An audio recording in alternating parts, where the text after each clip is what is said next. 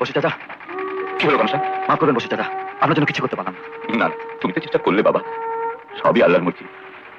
ছেলেটা বিয়ে দিয়ে ফিরছিলাম, কত আনন্দ করবো, আমার সর্বস্ব লুট হয়ে গেল। ওগুলোকে প্রাণে বেঁচেছেন, সে আমার বন্দুক নিয়ে এসেছিল। জানি জানি, চলো থানায় রিপোর্ট করে আসি।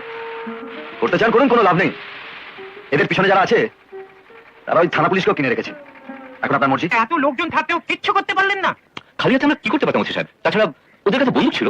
আর বন্দুক দেখে ভয়ে ছিটিয়ে গেলেন? কাভার্স! চোর ডাকাত যদি আমাদেরই ধরতে হয় তা আপনি এখানে কি করছেন?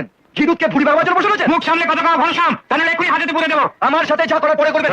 যারা এরা সর্বস্ব লুটে নিয়ে গেল তাদেরকে হাজিরা বলুন। প্রণাম হুজুর, আসুন, প্রণাম। আসুন। ঘনা সকালবেলা কি করছিস? আরে বসি মিয়া, আপনি এখানে? আমার নৌকা ডাকাতি হয়ে গেছে, আমার সর্বস্ব লুট করে নিয়ে গেছে। আপনি বলেন কি? আপনার মতন গুডম্যানের নৌকো ডাকাতি? বড় সরির কথা। কাউকে ক্যাচ করেছেন? ধরা তো পরের কথা, কাউকে চিনতেই পারেনি। এখন বলুন পুলিশ কি করবে?